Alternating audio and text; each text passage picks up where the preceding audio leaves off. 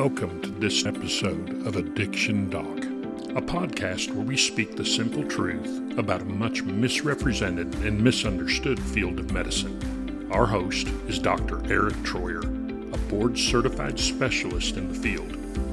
If you or anyone you love is struggling with this terrible disease, this podcast is for you. Dr. Troyer is currently practicing in Landis, North Carolina, and can be reached at 704-855-2101. Or you can check out their website at troyermed.com. Let's step into this discussion and see what we can learn from Dr. Troyer himself.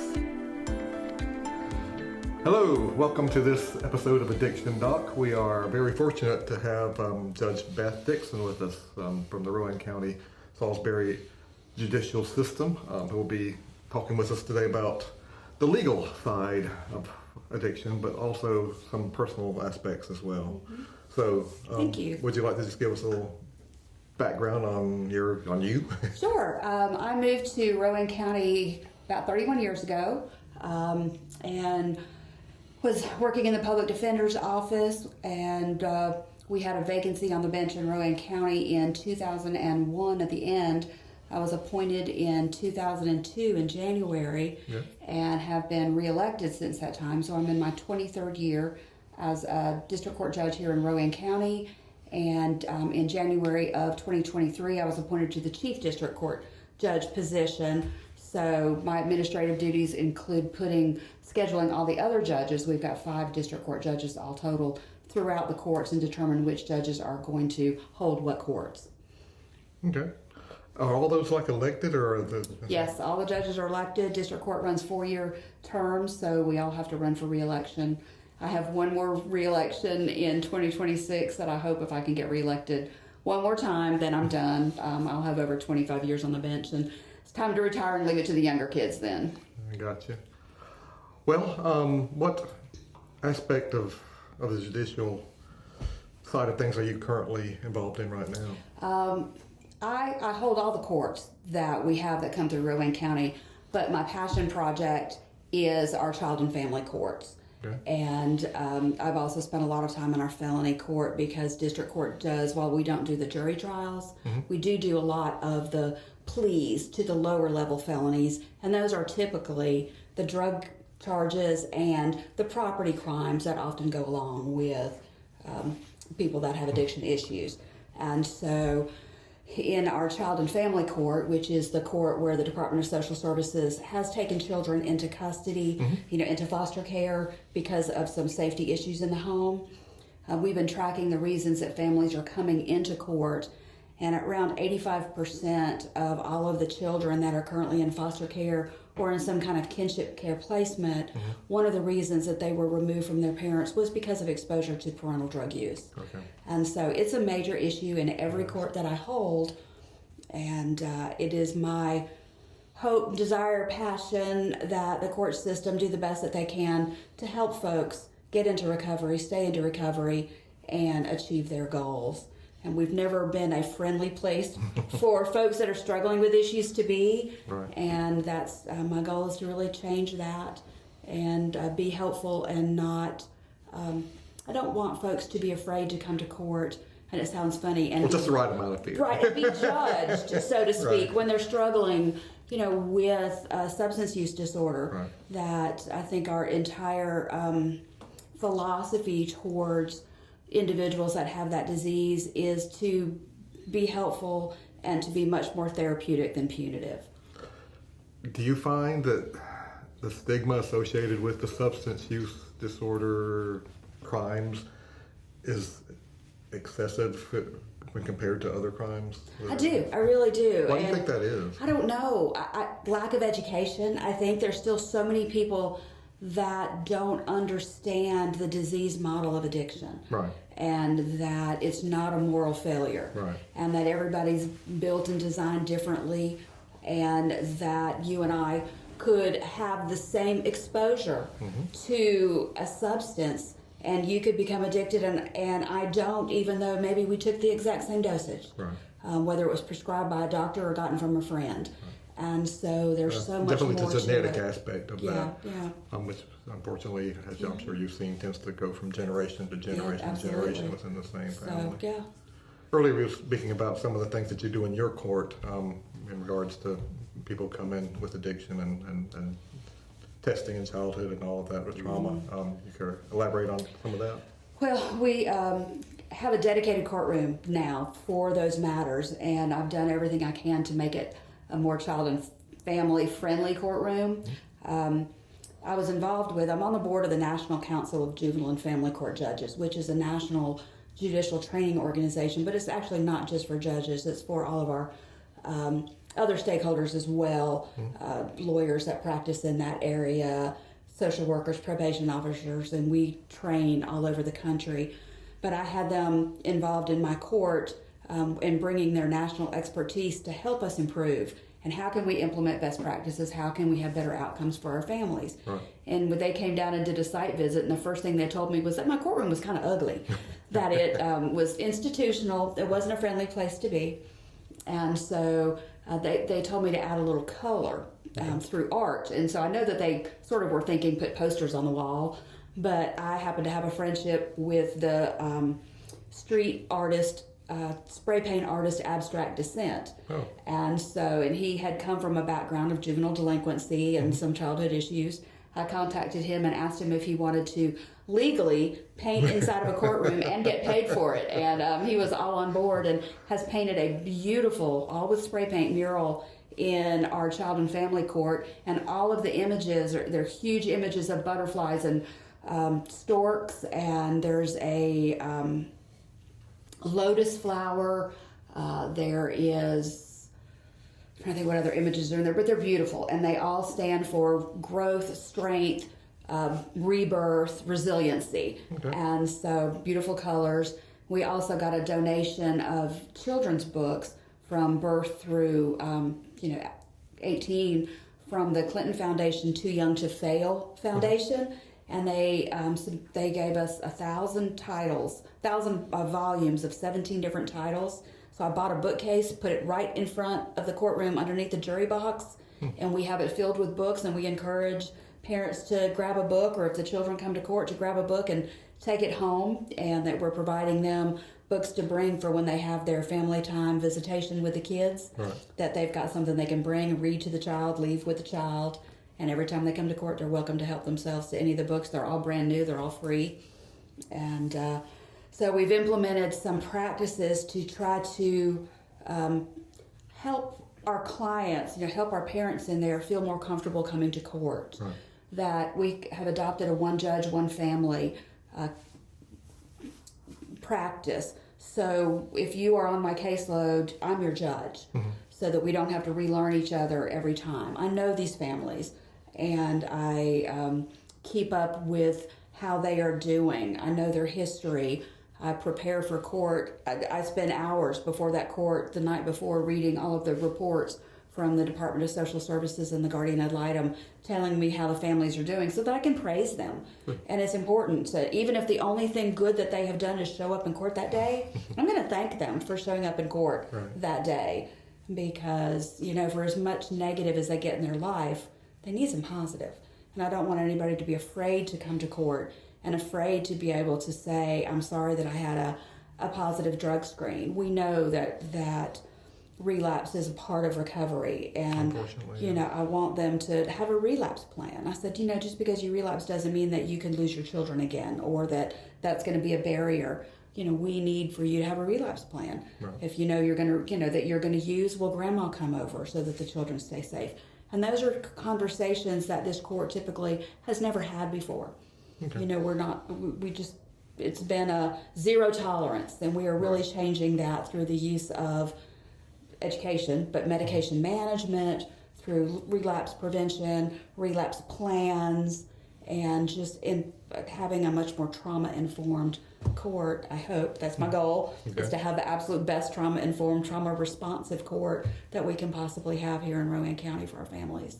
This ballpark guess, you mentioned larceny, property crimes. What percentage of you might not have any idea, of property crimes, larceny, would you say is related to drug use? I don't know those statistics, but I'm sure probably somebody does. Right. But just anecdotally from what I hear, Right.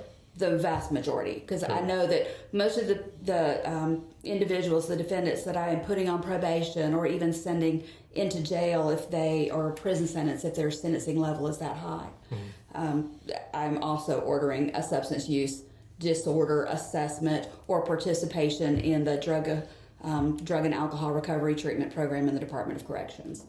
Okay. So rarely do I have somebody that I'm sentencing that I am not also including some kind of provision for substance use treatment. Now, obviously, you're quite knowledgeable about the whole substance abuse disorder, medical assisted therapy, et cetera, et cetera.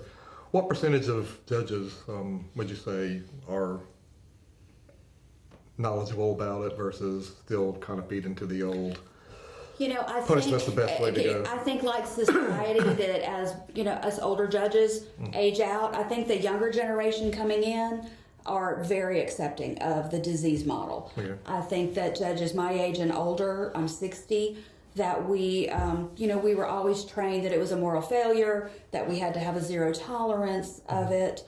And I just, through, I think, my association with the National Council of Juvenile and Family Court Judges and always having that special sort of affinity for child and family issues, I started going to conferences on my own. Right. And, I have always paid my way to attend these national conferences. And that was really where my training came from, Okay. For a different approach. And it can be a struggle to try to bring it back to a conservative county that still had folks on the bench that didn't believe in the disease model and believed that people were choosing drugs over their children. Right.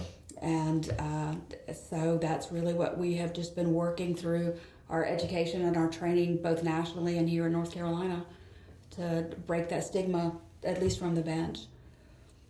You mentioned that people are court ordered. What does that actually look like, and where do they go, and how long, and all that? Well, if it's in a criminal court, yeah. Well, for treatment-based. Treatment, yeah. So what I tell folks all the time is, while, I can study and I try to understand treatment models, I'm not a clinician. I'm not an expert in the field of addiction. And so that I have to rely on my partners and my experts in the community, and that's why I ask everybody that I'm sentencing that I have a belief or a knowledge that there's a substance use issue to get a clinical assessment, to get a comprehensive assessment from a state licensed agency. And so, because I have to rely on those partners. Right. And that based on what that assessment says, that tells us what the correct treatment modality should be for this individual. And it can be a lot of trial and error. Sometimes the first assessment, it's a lot like finding your own physician, that you might not be comfortable with one doctor, but you are with another. Right. And that outpatient may not work and we're looking at an inpatient, or intensive outpatient was too much and we needed to back down a little bit. But I have to rely on and build that network with our treatment providers in the community to inform us in the court system what's the right medicine, what's the right fit for this individual based on their history of how long they've been using, what are their substance of choice, what are their triggers. Okay. So how does what you're kind of doing differ from drug courts? Drug courts are a phenomenal model. And drug courts, the traditional probation model is I put somebody on probation and I order them to complete the substance use assessment and to comply with the treatment recommended. And then basically I turn that over to a probation officer and for monitoring. The probation officers are wonderful, but they have heavy caseloads, and so they may only see a defendant, once every month, once every few months. Some of it's done remotely. In a drug court model where you want to involve individuals that really need a higher level of supervision in that the monitoring is done by the court, not by the probation officer. In drug court, they come back to court monthly or every 2 weeks, and so check in, are more routinely drug screened, and that the court will determine what the sanction or what the incentive might be for some good behavior until the person has stayed on the road to recovery and has completed their treatment and is well into aftercare and we know that they can maintain that road of recovery with those survival tools that hopefully we've taught them, like what's your plan for a relapse, and who's your sponsor, or who's your safety net, who can you call if you're having that urge and you want somebody. We want them to have their tool belts filled with helpful tools. And that's too intensive for probation to be able to do. Right. And that's why the drug court model. But the drug court model is intensive, it's expensive, it has fantastic results. Nationally, about 90% of folks that are involved in drug court do successfully complete their plan and their treatment. Unfortunately, the statistics with typical probation are just the opposite. About 90% don't fully come out the back door of treatment with a successful recovery model. So is expense the biggest obstacle to getting drug courts? It's expensive because of the manpower involved and the amount of treatment, the amount of oversight, the amount of drug testing. Yeah, and so it's much more expensive and intensive, and a lot of courts just don't have the manpower to be able to do that with all the other courts that we have to hold. Are there places around in this area that have drug courts? Yeah, our current Chief Justice Newby, is a huge advocate of recovery courts, and that's what we're also, again, as part of that trauma-informed practices, trying to use words like recovery court rather than treatment court or drug treatment court, just like we use. I will correct a probation officer, a social worker, a parent in a heartbeat if they say dirty drug screen. Right. It's not dirty or clean. We're not, these are not people that are dirty or clean. Right. These are people that are positive or negative. These are good folks that are dealing with a disease, and as much of that punitive language as we can take out of the court system, that's what we are working to do. So we are starting a veteran treatment court here, kicking off October 1st. Very good. And it will be both for our veteran community and folks that are dealing with either or both dual diagnosis of substance use disorders and other mental health issues. And so that's a partnership with the county, the VA hospital, who will be our treatment provider.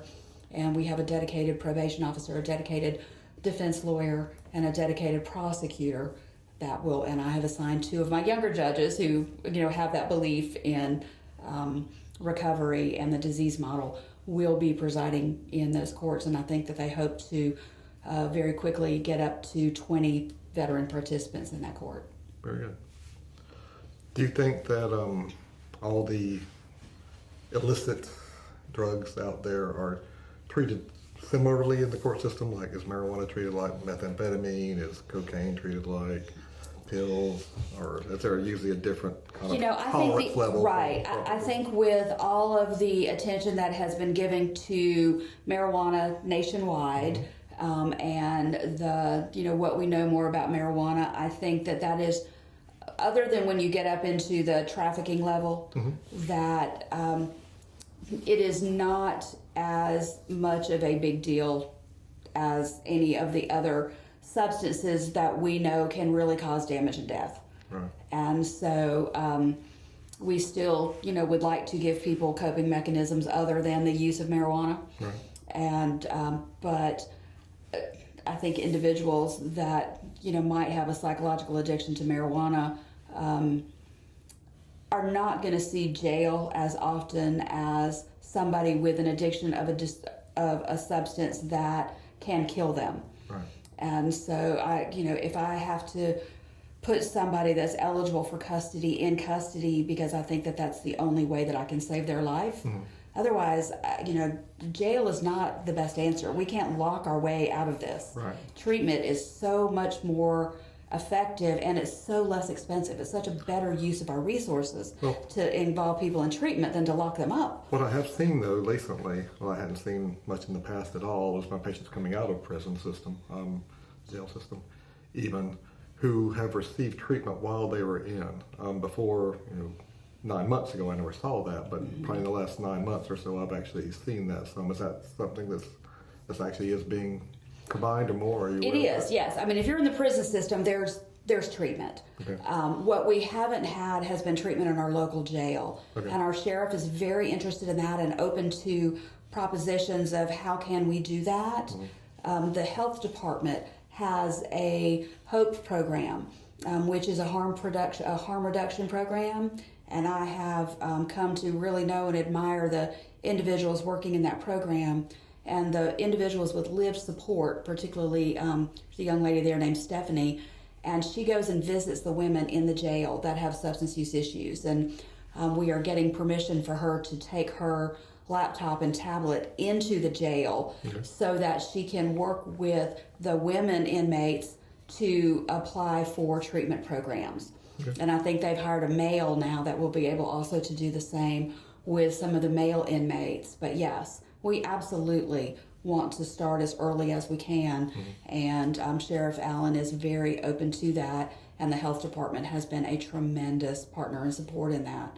One of my dreams, because I've had it happen a couple times, is that I will have somebody that I have sent to jail on a short sentence that's been just enough time for them to detox. And then they come out of jail and they haven't had support, they haven't had time to get into treatment. When their sentence is done, I have no more authority or power over them. They come out, will use a heroin or a fentanyl in the same amounts that they were using before they detoxed, and 2 or 3 days out of jail they die.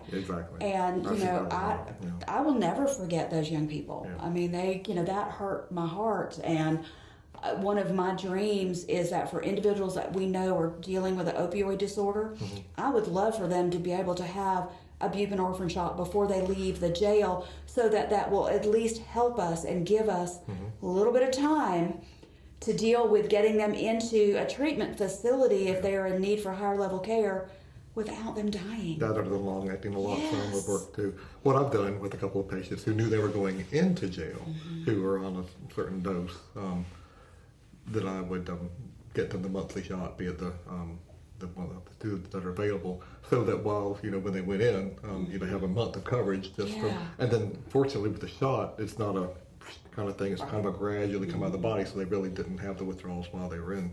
Yeah, that's true. In the prison system. So I know that unfortunately the other side of things coming out definitely going into maybe. I will have unless of course they can get treatment while the jail will call me and say we've had somebody that was arrested overnight that was in the height of addiction, and they are in the midst of withdrawals, and they are physically not able to be brought into court for their first appearance. We may have to roll it a day, and a lot of folks also, we have to involve the medical community. It's just not safe. I mean, we have to help the individuals that are picked up, at the height of that addiction, and they've probably just used a large dose, and then now they're in custody and coming down from that, and it's painful and it's horrifying. Other than marijuana, what's the most common drug you are seeing now? Unfortunately, we've had such a resurgence of methamphetamine. Really? And I've seen so much more methamphetamine, which scares me only in the sense that I get a little comfort from medication-assisted treatment. So I know folks that are dealing with alcoholism or are dealing with opioid addiction, that the gold standard, and I can probably assist them in getting into a medication-assisted treatment. I've not learned that there's really any medication that assists with methamphetamine or anything other than opioids or alcohol. And hope that there will be maybe. I keep playing with the different medications that are, and studies have shown promise. And I've had decent luck with 1 or 2 of them, but it's not like the buprenorphine. And I think the more that we get out of our silos and that we do things like this and talk to our partners in the community. I was really fortunate back in 2019, right before the pandemic kind of sidelined all of our grand plans. The National Judicial College in Reno held a opioid summit, and it was a train-the-trainer program, and each Chief Justice sent one judge from their state to this. And then Chief Justice Beasley sent me to represent North Carolina. And we had 5 days of intensive training on dealing with individuals with opioid addictions.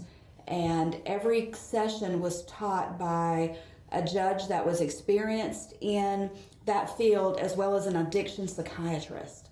So it was a partnership with the American Academy of Addiction Psychiatrists, and it was phenomenal. And we were all going back to our states to be able to have local summits and be able to pass this information along and train more fellow judges. And then the pandemic hit within 3 months of that happening, and everything kind of went dead in the water. And so I still, North Carolina, our Attorney General Josh Stein has really had an emphasis on opioids, and he is definitely a supporter of the treatment modalities, and so he has called several summits, and that has been a big part of his role as the Attorney General. But I still wish that we had more attention and maybe some more mandatory training for our judges. About the fentanyl, have you been seeing much of that? I have, yeah. And it's terrifying because such a little bit can be put into something else, including marijuana. I was about to say, maybe a year ago we had like 4 or 5 people die just from smoking a joint because they've been laced with fentanyl. Yeah, and the fact that now that everything can be manufactured, you think that you're getting a pharmaceutical controlled hydrocodone, and it's not. It's a fake pressed pill. Right. And there's an American journalist named Sam Quinones who wrote the book, the first book, Dreamland. And I think that was the first book that I read on the opioid crisis, and it really opened my eyes. And I was fortunate enough to meet him one day. And then his second book, The Least of Us, where he's talking about the synthetic medications and the fentanyl crisis. And I had a very good friend 5 years ago. He was the chief judge in Guilford County, longtime judge, wonderful guy, one of my very best friends on the bench. I mean, I called him for advice, and he died unexpectedly at the age of, I think Tom was 57 when he died. With fentanyl in his system. And, it's still a mystery to this day, but we were close. He and I and several other judges. And if he had an addiction, none of us knew it. We never saw signs. We didn't see anything. So was it something else that had fentanyl in it? We will never know. But, honestly, he was one of the most popular and well-known judges in this state. And we lost him to fentanyl death, and it's heartbreaking. And so August 3rd that day will always just be one of my hard days, because that's the day we lost Tom to fentanyl. So if somebody is charged with something related to drugs, they end up coming to court. Is who they're assigned to just kind of a random thing? Or It is. Okay. Yeah. Typically, in criminal court, there really isn't much judge tracking. Right. And so they will be assigned to a probation officer. Sometimes if there's a probation violation, the same judge that did the entry of the original judgment may be the judge that hears that probation violation. We used to track those, but it became just a little bit unmanageable, and it was instead we just put it on the soonest date possible, and found that instead of waiting for your judge of record, that may be more detrimental than having a quicker consequence for it. So we felt like it was better for our defendants that were in violation status to get into court quicker and be able to resolve that violation rather than have to wait for a particular judge. But it's a balancing act. Sure. Is there usually different treatment for women who are pregnant who come in with substance use issues? Yeah, there are. We don't have one here, but I'm really proud of my colleagues down in the eastern part of the state that the Chief Justice and the court system have just launched a couple of safe baby programs. And so women and children that have been born with neonatal abstinence syndrome, that the parents and the mothers are involved in that court. And so it also will assist them in learning some skills so that hopefully the next pregnancy won't be a pregnancy that involves fentanyl. And I am still seeing some cocaine usage amongst pregnant women, and I think what women don't understand is that cocaine leads to placental abruptions. And I had a case recently that it was a newborn baby. Mother had cocaine in the system. It was a premature birth. The child is very ill, and no one said it out loud in court, but when we got the drug screen and it showed high levels of cocaine, first thing in my mind was, well, that was a placental abruption, and the only reason that baby's in jeopardy right now is because of the mother's cocaine use, and that's very sad. So we are still seeing cocaine. Yeah. Well, let's segue over into the personal side. Okay. I'll just let you kind of expound on that as much as you like. Well, this started out for me. I was a juvenile drug court judge. Judge Brown was our juvenile drug court judge, and when he decided it was time for him to step away from that program, he passed it on to me. And so I'm a certified drug court judge. I attend every training that I possibly can, and so it's just important to me to be as good as I can be and serve the folks in front of me as well as I can. And I ran that court for about 5 years, and during that period of time, I had a child that was starting on a substance use journey that I was unaware of. Right. And that, unbeknownst to me, and even after it was related to a sports injury and a prescription of pain medication, even as educated as I was in the field, I had no idea that we were off to the races with an addiction issue. And kind of everything came together at one time with my child kind of going off the rails with it, and being introduced to Sam Quinones and reading his books, and it just expanded my world. But, we struggled as a family to get our child into recovery for years, probably 5 years of really tough and scary time.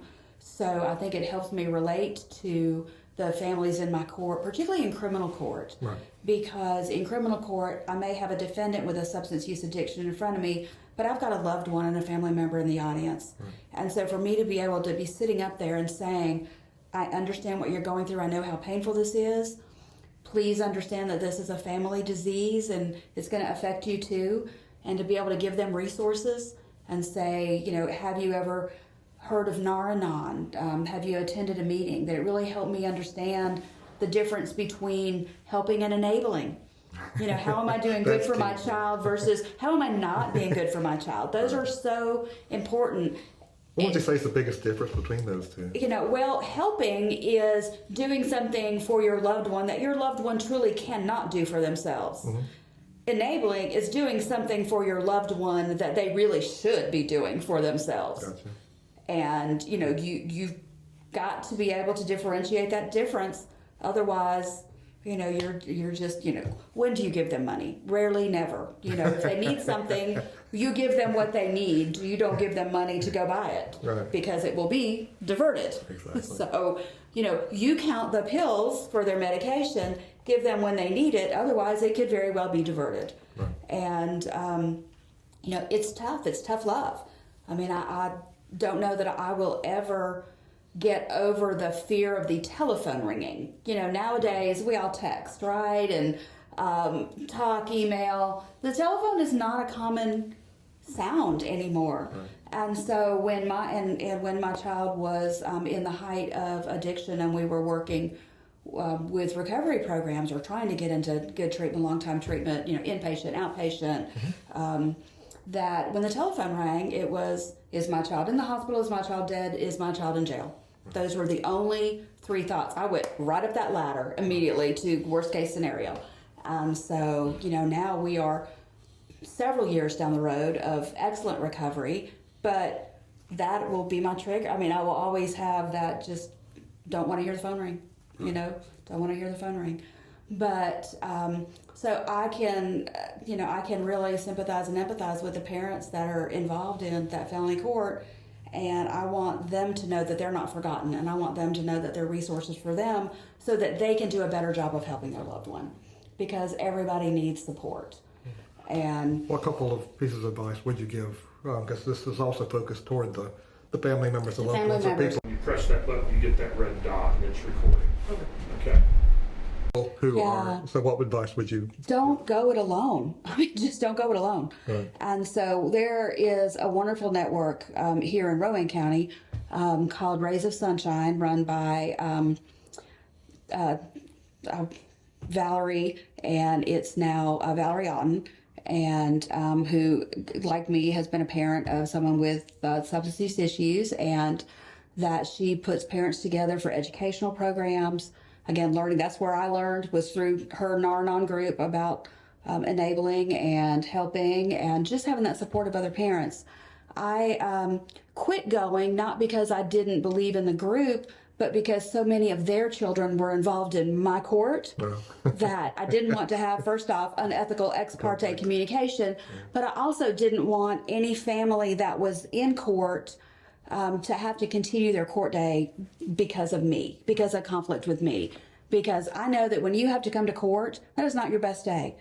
I mean, I think I'm really good at what I do, but nobody wants to come see me. I understand that if you have to come and spend the day with me in court, you know, that's not a good day for you. Right. And so if you've got to come and I say, oh, gee, I'm so sorry, I can't do your case, and I'm going to put you through that stress and trauma again because I'm going to have to continue it to another day, that's just, again, not good service to our community. So I've looked for groups in other towns that, you know, I wouldn't have that same conflict, but thankfully my child's been in recovery for a while now, is doing fantastic, and I'm not living with that constant fear anymore. So the support has become less needy for me, but there are so many other parents that really do. Another program that I went to was when we had our child involved in a treatment program. They offered a parental education program, or really a loved one education program. It's just a one day, but it was fantastic. I mean, really, to get some information. You don't know what you don't know. And if you haven't been through this and you don't have a loved one through this, you know, this is not the type of information that is an easy Google search. And so it really comes from learning from others with lived experience and being able to relate to what they're doing and know that there's light at the end of the tunnel. And hope has become the big catchword with courts now. That's, again, one of our big messages that we're trying to spread. And hope is simply just the belief that tomorrow can be better than today. And so I want everybody that is in front of me in court and that is dealing with a substance use disorder to have hope. And I think it's my job to be that hope dealer and to give them hope. Yes, you can get your children back. Yes, we're going to help you do this. Here's your plan for recovery, for safety. As Keisha said, it's playing the country song in reverse. You get your kids back, your truck back, your dog back, your kids back, your job back. And so that is one of the things that, you know, the only person that walks into my child and family court without training is the parent. True. And that the parent is the person that's got the most to lose in this court. And so I'm working to develop some type of support program for the parents. And right now, my first step had been peer support with the health department and getting Stephanie and Haley Edwards and their colleagues involved to come in and provide that lived experience peer support for parents that are involved with substance use disorders. But I also am looking to develop some kind of peer support program of folks that have successfully gone through our child welfare system, so that they can be that shining example as well, to say, I've been there. And I was recently at a conference in California of courts like our own that have implemented these best practices. We had 17 state courts and 4 tribal courts represented at this conference. And we heard from a panel of parents that have started an advocacy group, and that 80% of the parents that had engaged with their parent lived experience peer support program were successful and got their children back. And so right now in Rowan County, with the changes that we have put in place with our trauma-informed courtrooms and with implementing our best practices from National Council and moving to as much of a trauma-informed and therapeutic model as we can, we've been running at about a 50% reunification rate. And I'm really proud of that. It's higher than state average. And so I think we're on the right track and helping families much more than providing additional trauma to families. I mean, that's really what I worry about is, you know, I don't want you to come to court and suffer additional trauma from me. Well, based on your both personal and judicial experience, would you say that there was one or two things overall that have been most effective in helping the people who are suffering from addiction actually turn things around?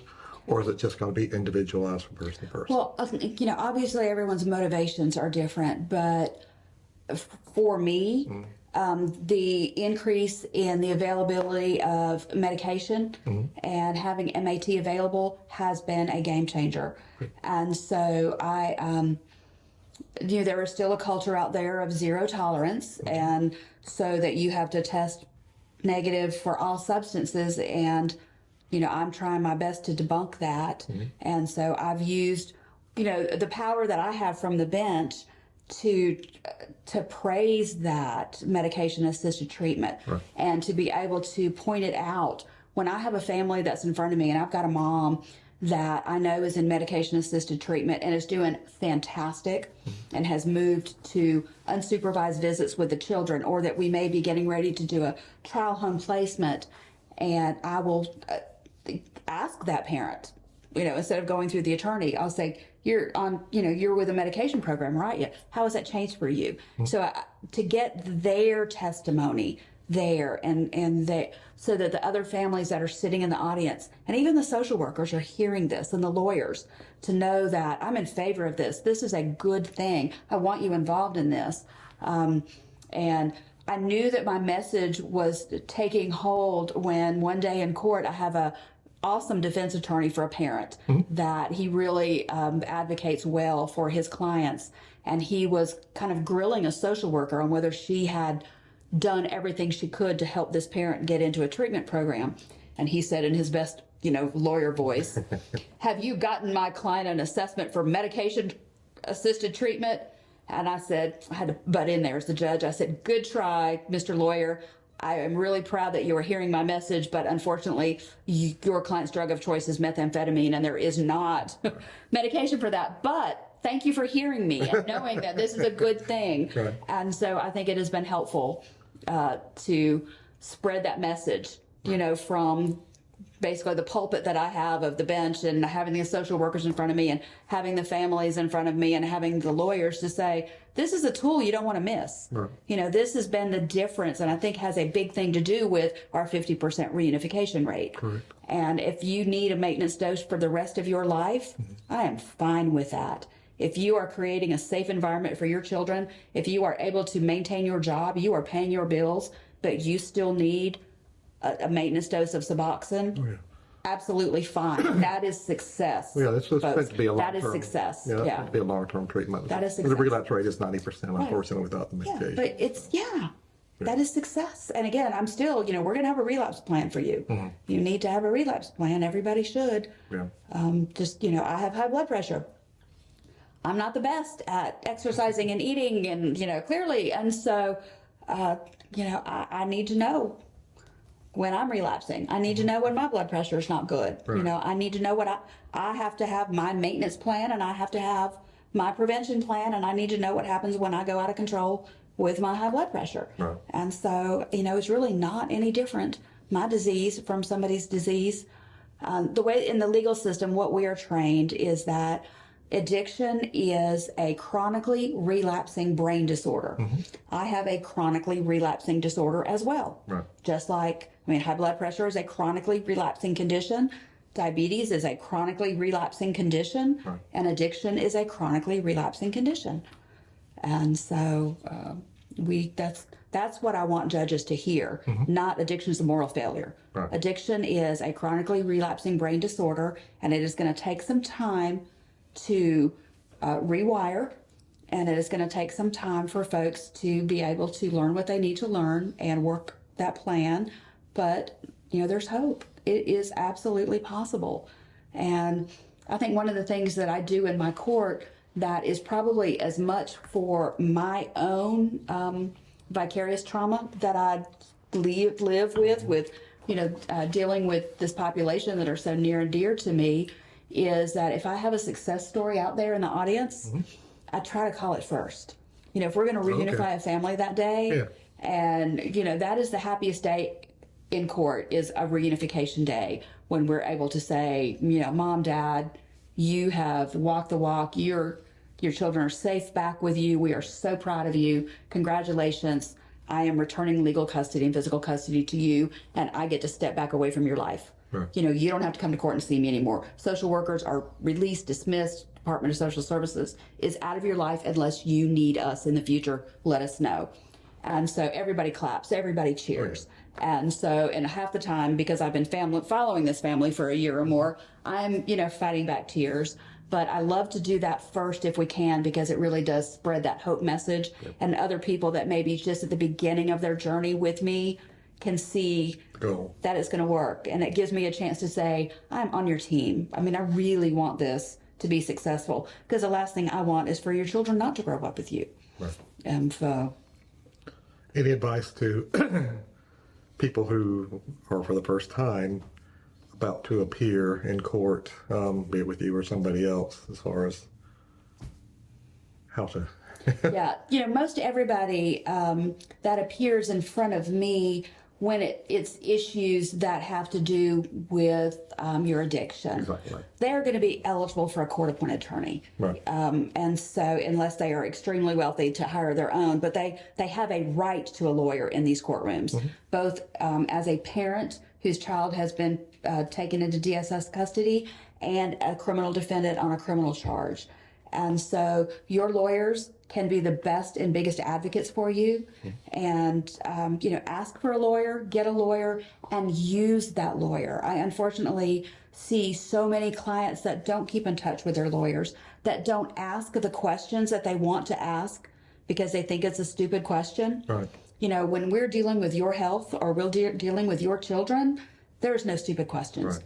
Ask your lawyer, call your lawyer, talk to your lawyer. Because, they're the ones that are advocating for these individuals in court. And I think that basically their skills are underutilized and that they can do a lot of good for families. Anything else you'd like to add? Just, if anybody else can help us figure out, how we can help folks more. What else can we do in our courts to improve how we're serving children and families? What resources are we missing? I try to stay current on what's out there. I know that we have we don't have enough treatment. It takes too long to get folks into treatment. That is one of the number one concerns that we hear out of court. So that's why I take my walk-ins, because growing that population, if they're ready to get treatment, you got to see them right then. Right because a day later or an hour later, they might not. Yeah, be ready. and so it's all about building those networks and having those support systems. And like I said, us getting out of our silos and having these conversations and learning how can we help each other, because it takes more than a judge. It takes more than an addiction doctor. It takes more than a social worker. Right. It takes a huge team, and the voices of the person that has the addiction and the voices of the loved ones around them are just as important as mine and yours. Right. And so we all just need to work together hand in hand and quit having those horrible editorials in the newspaper that said that we should just let them overdose. Right. And I'm like, you're talking about my child. Exactly. You're talking about everybody has dignity. Everybody has worth. And we need to treat everybody. I mean, I think the most repugnant thing is kicking somebody when they're down. So, but help each other. Amen. So. Well, thank you for joining us today. I appreciate your time and your expertise. Well, thank you for coming here and kind of letting me talk about my passion project. Absolutely. And we will see all of you next time on Addiction Doc.